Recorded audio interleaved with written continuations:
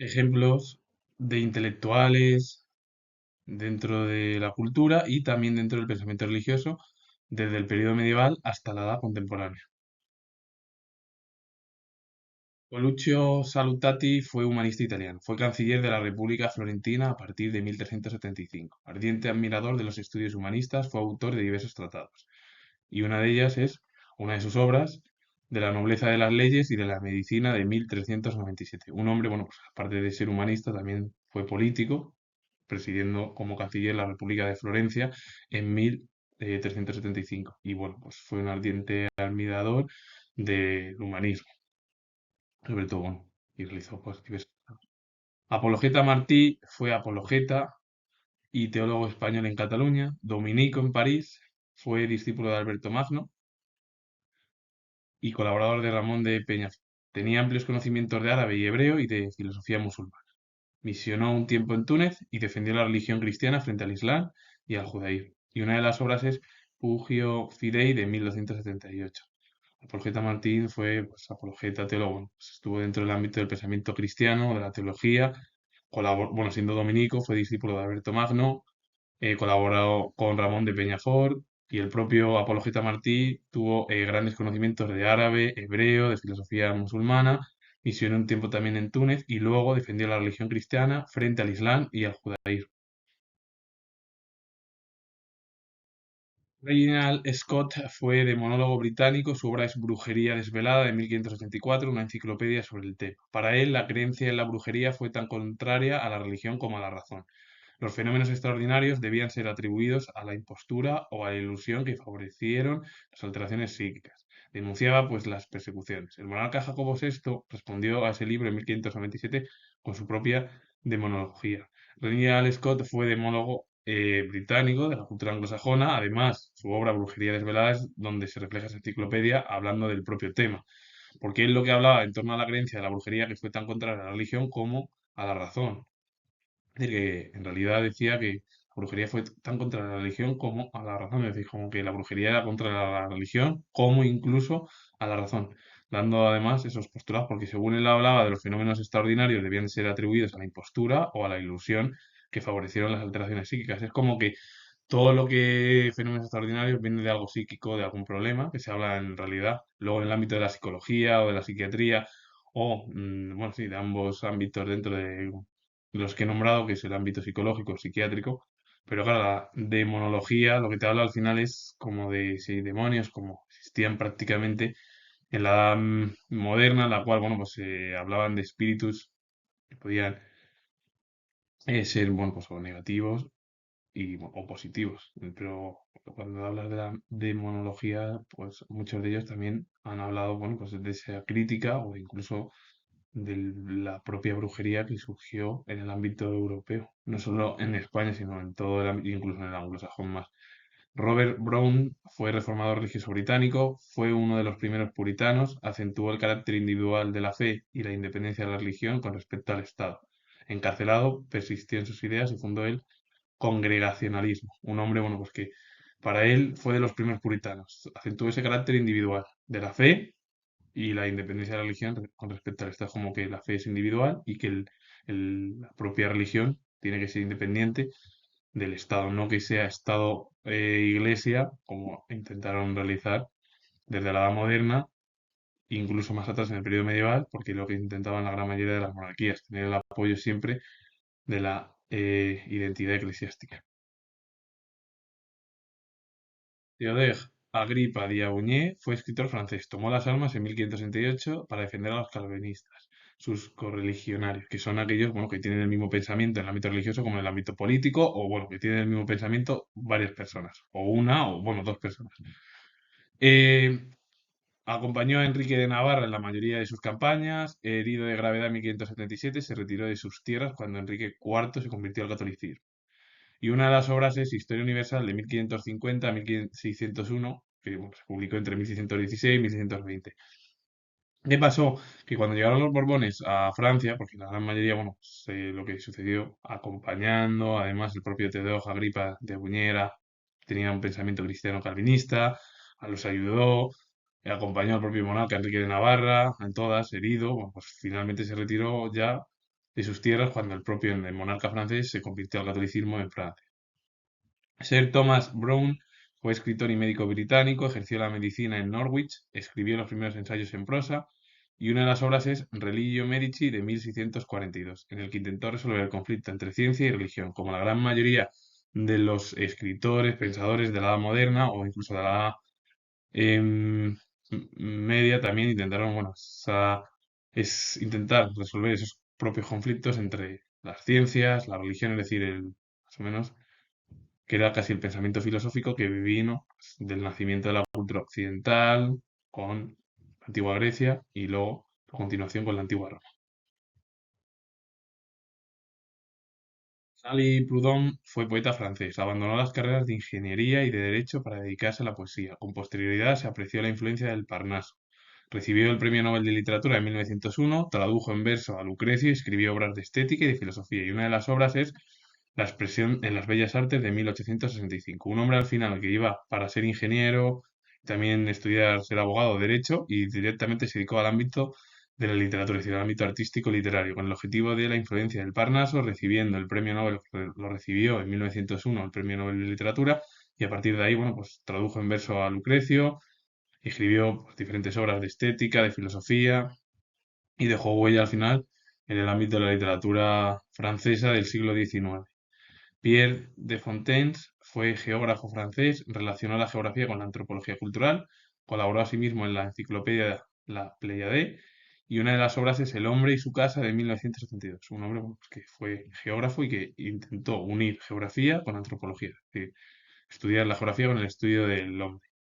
Henri Daniel Robs fue escritor francés, obtuvo sus primeros éxitos con novelas, pero alcanzó mayor notoriedad con sus escritos sobre la historia de la religión. Y una de las obras es El pueblo de la Biblia de 1943. Es verdad que Henri Daniel Rob, él fue escritor francés y es verdad que tuvo éxito con las novelas, pero su éxito o su mayor notoriedad en el ámbito de su literatura o de sus escritos fue el estudio de la historia de las religiones. De ahí un ejemplo de una de sus obras. Henri Alexandre Junot fue antropólogo y misionero suizo. Vivió 26 años con los Baronga y con los Tonga de la República de Sudáfrica, de los que estudió en concreto su organización social y religión. Y una de sus obras es Cantos y cuentos de los Baronga, de 1897. Un hombre, bueno, pues al final unió el estudio de la antropología en sus estudios, como también en el ámbito del pensamiento religioso. Viviendo además con dos tribus, o con, sí, bueno, dos tribus de la República de Sudáfrica, que fueron los Baronga y los Tonga, que fueron, bueno, pues casi el estudio de este intelectual que fue antropólogo y a la vez misionero en Suiza.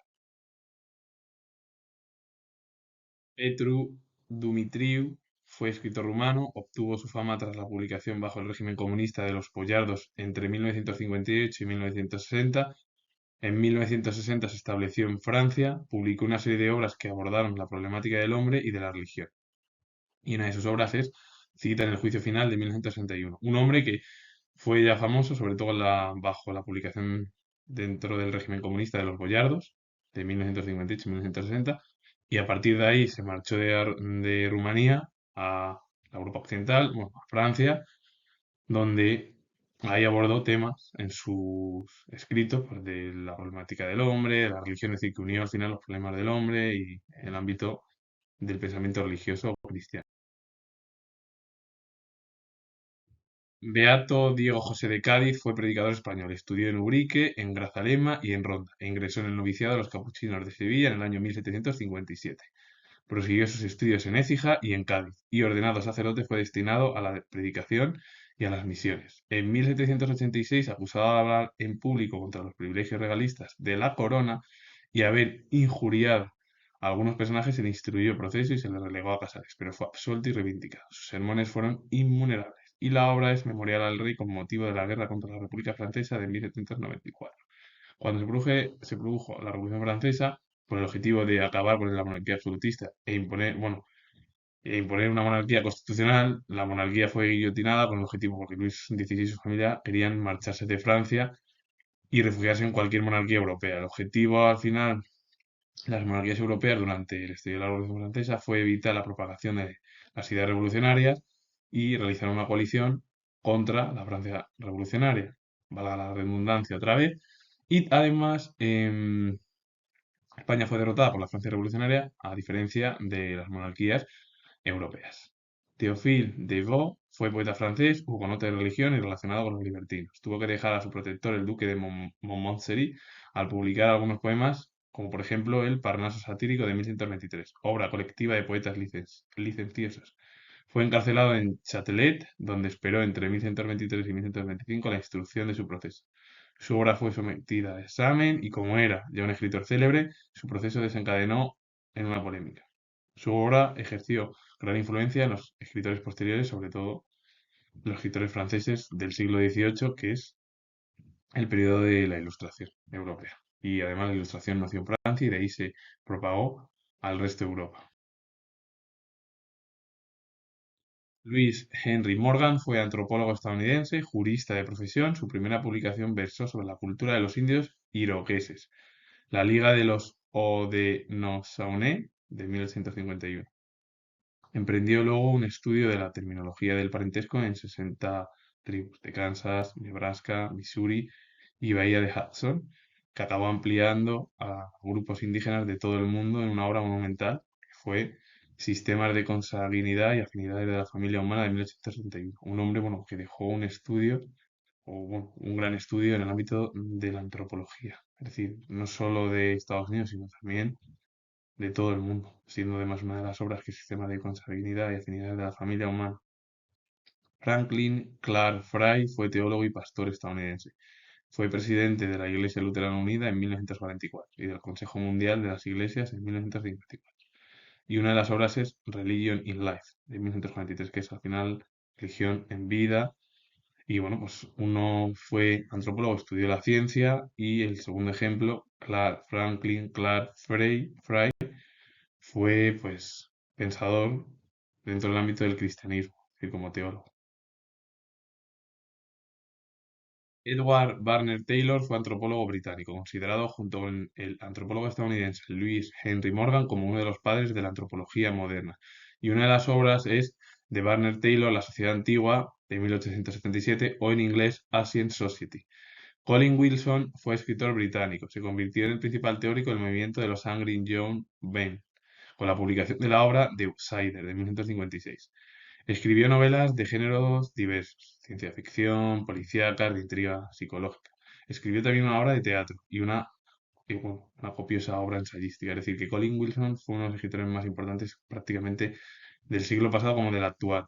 Él fue el principal teórico del movimiento Angry Young Men, con una de sus obras, The Outsider, pero a partir de ahí escribió diversos géneros. Ciencia ficción, policíaca, de intriga psicológica, también una obra de teatro e incluso una obra ensayística muy copiosa.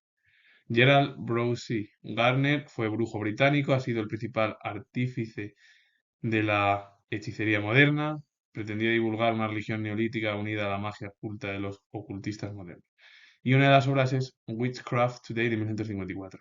Gerald Browse Gardner pues, fue brujo y hay que decir que ha hablado de un demonólogo o de la demonología británica. Bueno, pues la brujería también existió en la edad contemporánea. El objetivo que intentó hacer Browse Gardner fue unir la religión neolítica con esa magia oculta, una magia oculta de los ocultistas dentro del, al final del ámbito moderno.